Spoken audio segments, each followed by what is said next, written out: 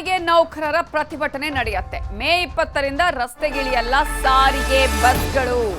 ಬೇಡಿಕೆ ಈಡೇರಿಸಬೇಕು, ಇಲ್ಲ ಅಂತ ಹೇಳಿದ್ರೆ ಈಗಾಗಲೇ ಮುಷ್ಕರ ಮಾಡ್ತೀವಿ ಅಂತ ಆಲ್ರೆಡಿ ಮೀಟಿಂಗ್ ನಲ್ಲಿ ಹೇಳಿದ್ರು.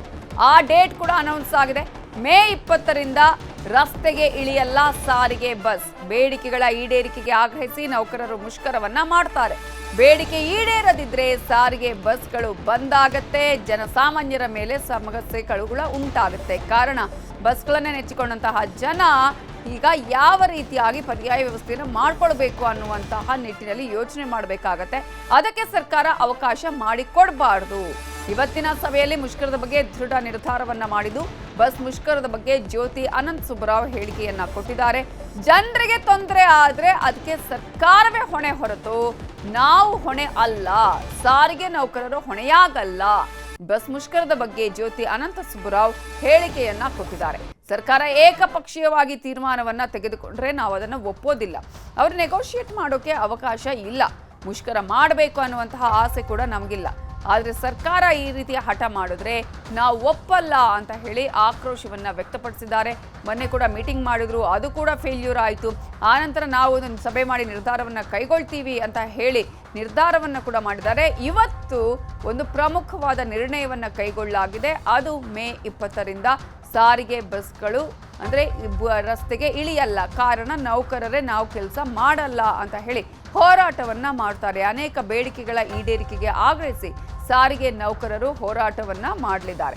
ಸಾರಿಗೆ ನೌಕರರ ಮುಖಂಡರಾದ ಜ್ಯೋತಿ ಅನಂತ ಸುಬ್ಬರಾವ್ ಅವರು ಇದೀಗ ಈ ಒಂದು ಹೋರಾಟದ ಬಗ್ಗೆ ಹೇಳಿಕೆ ಕೊಟ್ಟಿದ್ದಾರೆ. ಸರ್ಕಾರ ಏಕಪಕ್ಷೀಯವಾಗಿ ತೀರ್ಮಾನ ತೆಗೆದುಕೊಂಡ್ರೆ ನಾವು ಒಪ್ಪೋದಿಲ್ಲ, ಮುಷ್ಕರ ಮಾಡಬೇಕನ್ನುವಂತಹ ಆಸೆ ಕೂಡ ನಮಗೆ ಇಲ್ಲ ಅನ್ನುವಂಥ ಹೇಳಿಕೆಯನ್ನ ಕೊಟ್ಟಿದ್ದು. ಅವರನ್ನ ನಮ್ಮ ರಿಪೋರ್ಟರ್ ಆಶಿಕ್ ಮುಲ್ಕಿ ಮಾತನಾಡಿಸಿದ್ದಾರೆ.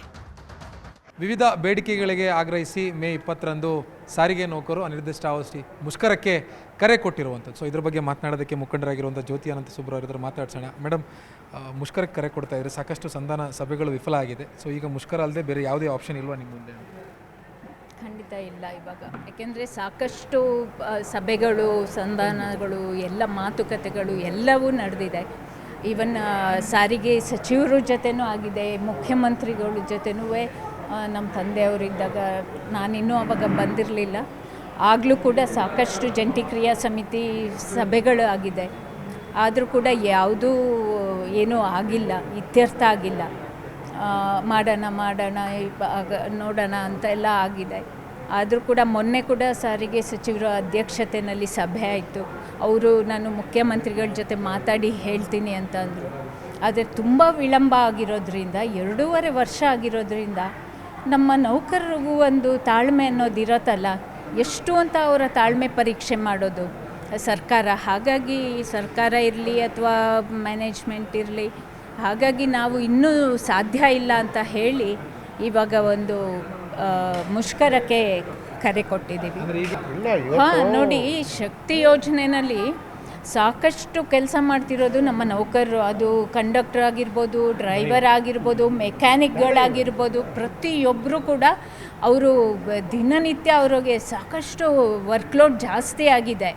ಆಮೇಲೆ ಅದಷ್ಟೇ ಅಲ್ಲ, ಅವರು ಮೆಮೊಗಳು ತೊಗೊಳ್ತಾ ಇದ್ದಾರೆ, ಚಾರ್ಜ್ ಶೀಟ್ ಆಗ್ತಾಯಿದೆ, SP ಆಗ್ತಾಯಿದೆ, ಎಲ್ಲ ಆಗ್ತಾಯಿದೆ. ಅವರು ತುಂಬ ತೊಂದರೆ ಪಡ್ತಾ ಇದ್ದಾರೆ.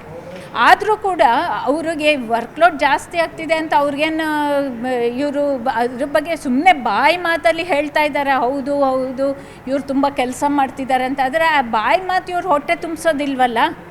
ದಿನನಿತ್ಯ ಇವ್ರ ಮಕ್ಕಳಿಗೆ ಫೀಸ್ ಕಟ್ಟಬೇಕು, ಬಾಡಿಗೆ ಕಟ್ಟಬೇಕು, ಮನೆದು ಎಲ್ಲ ಜಾಸ್ತಿ ಆಗ್ತಾಯಿದೆ.